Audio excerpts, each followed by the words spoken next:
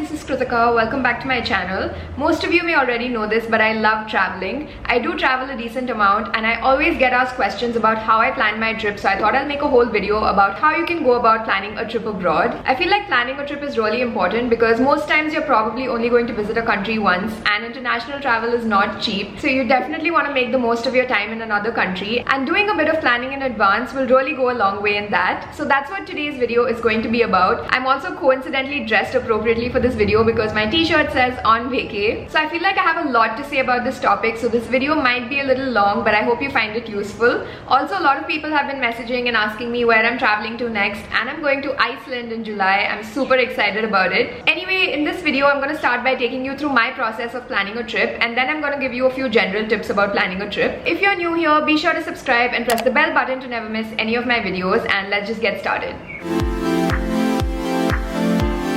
Before you get into the details of planning, I feel like there are a couple of things that you need to figure out first. The first thing is you need to figure out how many days you actually have to travel. So if you have a job, figure out how many days you can take off from work, or if you're in school or college, figure out how many days of vacation you have so that you can plan your trip accordingly. For example, if you only have a week, it doesn't really make sense going to a place like Europe because there are so many countries to see there, and if you're planning a trip to Europe, you might as well cover a lot of countries in one go. The second thing you're going to have to figure out is your budget. Now there are two ways to go about it. If you're sure where you want to travel to, then you just need to Google and figure out how much budget you need for this trip. And if you haven't decided where you want to travel to, then I would suggest starting by figuring out how much money you have, and based on that, shortlisting locations you could go to. The third step would then be to get on Google and do some research about what all countries fit your budget. In general, most countries in Southeast Asia are really cheap to travel to, so if you're on a low budget, I would suggest going to one of those countries. So once you've figured out these things and have shortlisted where you want to go to, now begins the actual process of planning a trip. So the first thing you want to do is do some research. So months in advance before I visit a place, I just sit down on Google and do as much research as I can about the place. We live in a day and age where there's so much free information available online. So where I usually do my research is on YouTube, or I read blog posts and go on websites like TripAdvisor and Lonely Planet, which I think are good places to get information about countries. So way before I actually do any of my bookings, I sit down and do research and figure out what all there is to see in that country, what all cities to cover,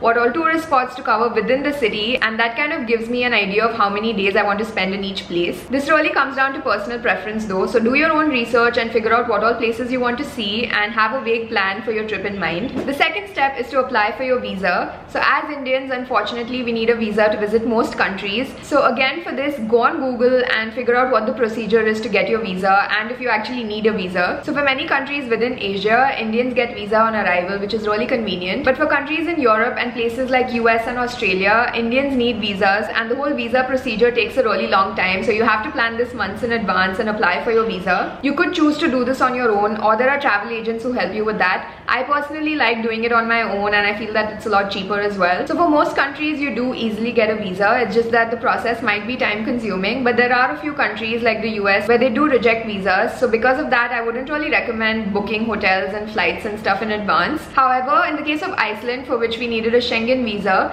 they required us to show them our travel bookings and our flight details and everything, so we did have to book everything before we got the visa. But for most countries that's not the case, so just do your research and figure out what the visa procedure is. Once you've got your visa, you can actually book your flights now, but before that I would suggest figuring out what your budget is. So how I go about planning my budget is I just figure out what my daily budget for this place is going to be like. So usually when I'm traveling, the things that I spend on a daily basis are my accommodation, food, and local commute. So just go on Google and figure out how much you'll need for those things on a daily basis and have a rough budget in mind. And if you're going for a 7-day trip, just multiply that daily figure by 7, and just to be safe, have some extra money as buffer for emergencies. So usually what I do is, if it's a 7-day trip, I would multiply the daily budget by 10 just so I have some extra money in case I need it. The next step is to book your flight tickets.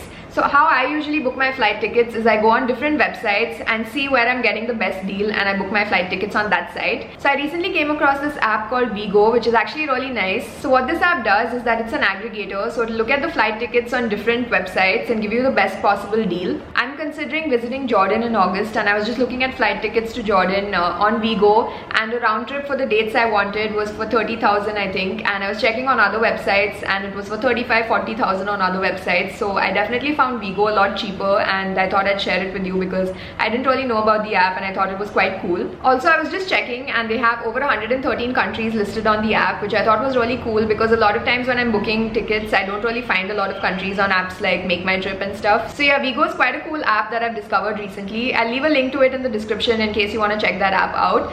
But yeah, I would suggest do your own research and see where you're getting the best deal and book over there. After flights, the next step is booking your hotels. So when I'm booking hotels, there are two things that I look at. Firstly, I try to research which area within the city I want my hotel to be in and look for hotels in that neighborhood. A lot of times you'll find cheaper hotels on the outskirts of the city, but then you'll be spending so much money commuting to the city that it makes sense to just spend a little more and get a hotel in the central area. So that's one thing to keep in mind. And the second thing is your budget, obviously. So what I personally feel is that if I'm going to a hotel where I don't think I'm going to be in the hotel room for too long, I don't really see the point in spending too much money, so I'll book a cheaper hotel in that case. But if it's like a beach vacation where I think I'm going to be in the resort all the time, then I feel like it makes sense to splurge on the resort. So again, when it comes to booking hotels, I check different websites and see where I'm getting the best deal and book over there. So there are a ton of websites like Make My Trip, Agoda, Booking.com and Vigo that I mentioned before.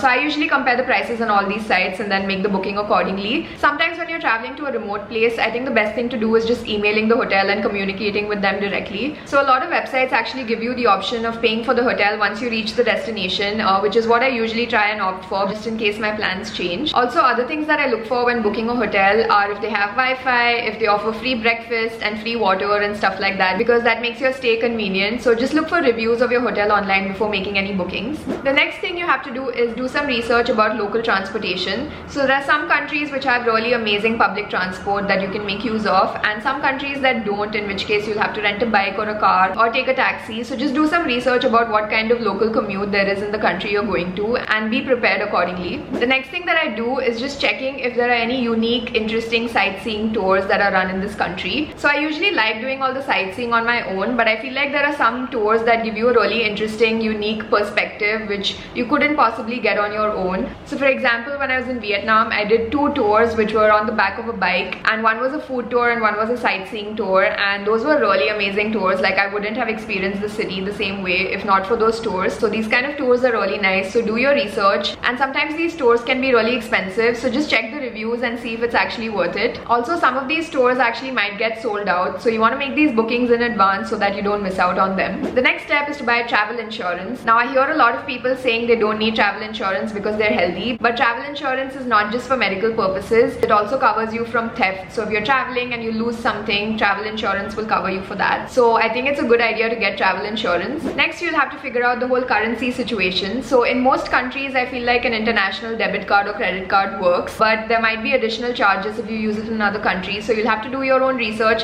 based on where you're traveling to see what works best over there. So in my last few travels, I carried a travel card, I carried an international debit card, and I carried cash.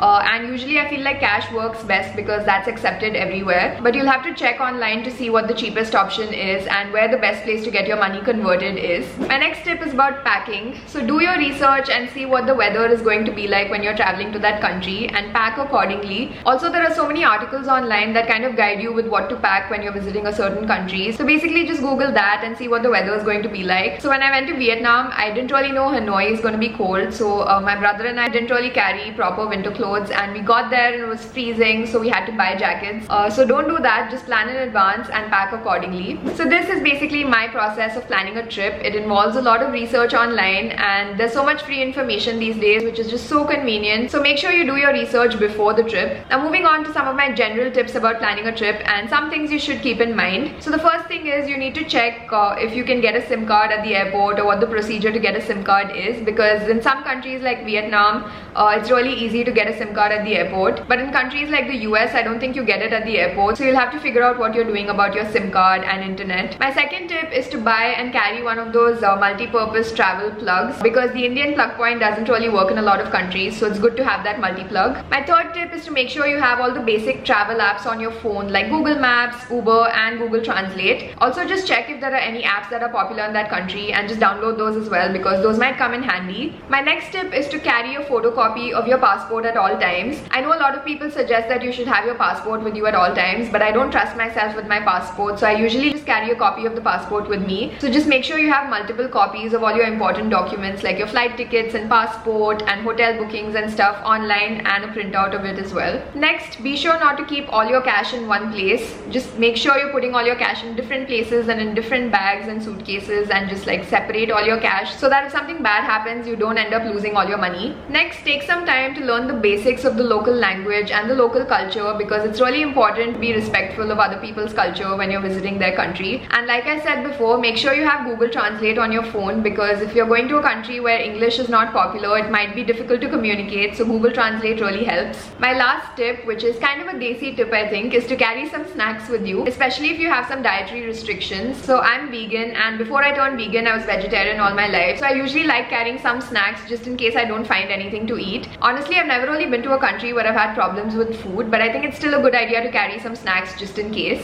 So that concludes this video of how to plan a trip abroad. I hope you found this video useful. There's honestly so much to say on this topic that I didn't really know what to cover and what not to, but if you have any questions, just feel free to leave them in the comments below and I'll answer them for you. Today's shout out goes to JN Charu. Thank you for the social media love. If you found this video useful, give it a like, leave a comment, and don't forget to subscribe to my channel, and I'll see you guys in my next video. Bye.